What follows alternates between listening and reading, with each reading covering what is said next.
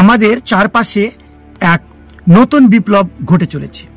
এক অদৃশ্য শক্তি নীরবে বদলে দিচ্ছে আমাদের জীবন, আমাদের চিন্তা, এমনকি আমাদের ভবিষ্যৎ। এটি হলো কৃত্রিম বুদ্ধিমত্তা বা আর্টিফিশিয়াল ইন্টেলিজেন্স, যাকে সহজ ভাষায় আমরা বলি এআই। যন্ত্র কি সত্যি ভাবতে পারে? সে কি মানুষের চেয়েও বুদ্ধিমান হতে পারে? এই প্রশ্নগুলো শুধু বৈজ্ঞানিক নয়, এটি আমাদের অস্তিত্বের গভীরেও আঘাত করে। আজ আমরা এই এআই এর বিজ্ঞান, দর্শন এবং এর বাস্তবতার গভীরে ডুব দেব। চলুন শুরু করা যাক আজকের ভিডিও। এই যে আজকে সারা পৃথিবী জুড়ে এআই এর এত আলোচনা, আসলে এই এআই কি? সহজ কথায় বলতে গেলে এআই হলো এমন একটি প্রযুক্তি বা যন্ত্র যা মানুষের মতো বুদ্ধিমান। এটি বিভিন্ন শিক্ষামূলক কাজ এবং নিজে নিজে সিদ্ধান্ত নিতে পারে এবং পরিবেশের সঙ্গে মানিয়ে নেওয়ার ক্ষমতা রাখে। এই এআই এর যাত্রা শুরু হয় 1950 এর দশকে, যখন অ্যালান টুরিং প্রশ্ন তুলেছিলেন, যন্ত্র কি ভাবতে পারে? এরপর থেকে এক্সপার্ট সিস্টেম থেকে শুরু করে মেশিন লার্নিং এবং ডিপ লার্নিং এর মতো আধুনিক পদ্ধতি পর্যন্ত এর বিবর্তন ঘটেছে। মেশিন লার্নিং মূল হলো এর ডাটা, বিশাল পরিমাণ ডাটা বিশ্লেষণ করে এআই প্যাটার্ন চিনতে শিখে এবং ভবিষ্যৎবাণী করতে পারে।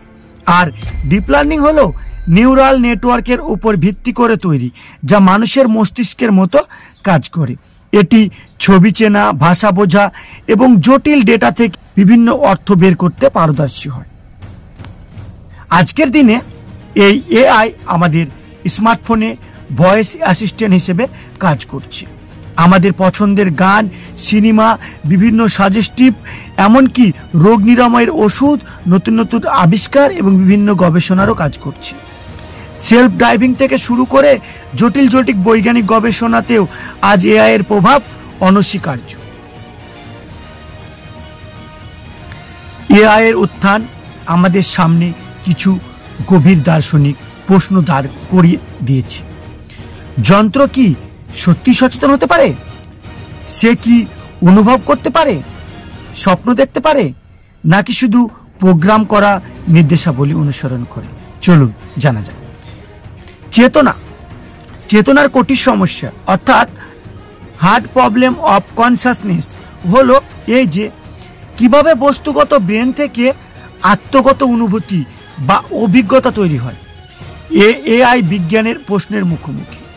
যদি একটি এআই মানুষের চেয়েও ভালোভাবে শিখে, সৃষ্টি করে এবং যোগাযোগ করে, তাহলে সে কি বুদ্ধিমান বলা যাবে? আর যদি সে নিজেকে সচেতন দাবি করে, আমরা কি তা বিশ্বাস করব? আরেকটি প্রশ্ন হলো নৈতিকতা। একটি সেলফ ড্রাইভিং এর গাড়ি যদি দুর্ঘটনার মুখে পড়ে, তাহলে একটি এআই কি করবে? এমন একটি পরিস্থিতি আছে যেখানে এআইকে যাত্রীকে বাঁচাতে হবে অথবা পথচারীকে বাঁচাতে হবে। সেক্ষেত্রে এআই কি সিদ্ধান্ত নেবে? এই ধরনের নৈতিকতার সিদ্ধান্তগুলি মানুষের খুব তাড়াতাড়ি নিয়ে নেয় এবং তা পরিস্থিতি নির্ভর হয়। মানুষের পরিচয় নিয়েও এআই প্রশ্ন তুলে। যদি এই এআই এমন কাজ করতে পারে যা আমরা একসময় মানুষের একান্ত নিজস্ব বলে মনে করতাম, যেমন শিল্প, সাহিত্য, সঙ্গীত সৃষ্টি, তাহলে মানুষের বিশেষত্ব কোথায়? মানুষের নিজস্ব বলে কিছুই থাকবে না।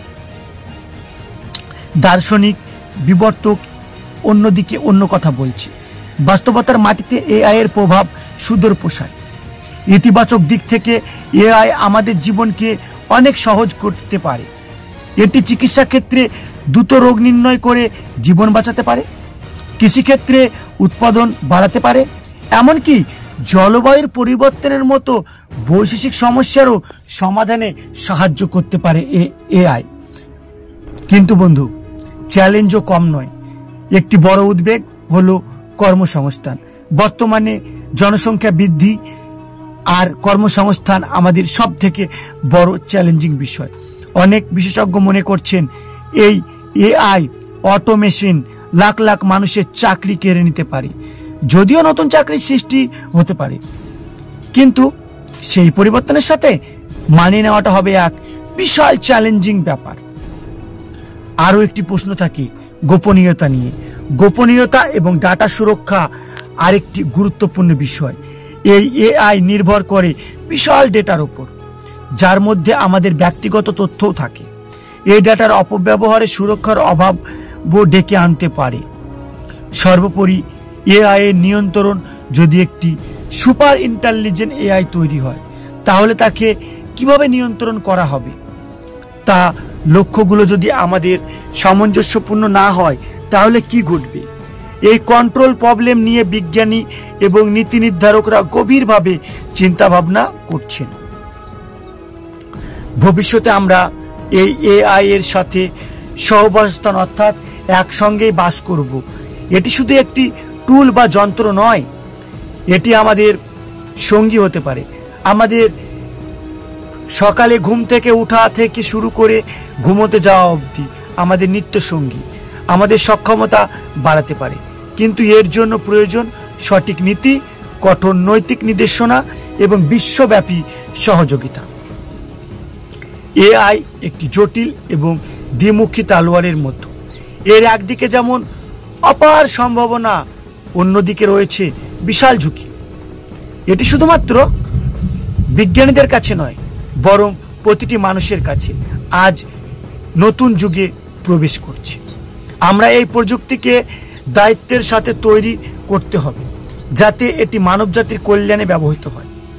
দার্শনিক চিন্তা, বৈজ্ঞানিক গবেষণা এবং বাস্তবতার জ্ঞান, এই তিনটির সমন্বয়ে আমরা এই এআই এর সাথে একটি সফল ভবিষ্যৎ নির্মাণ করতে পারব।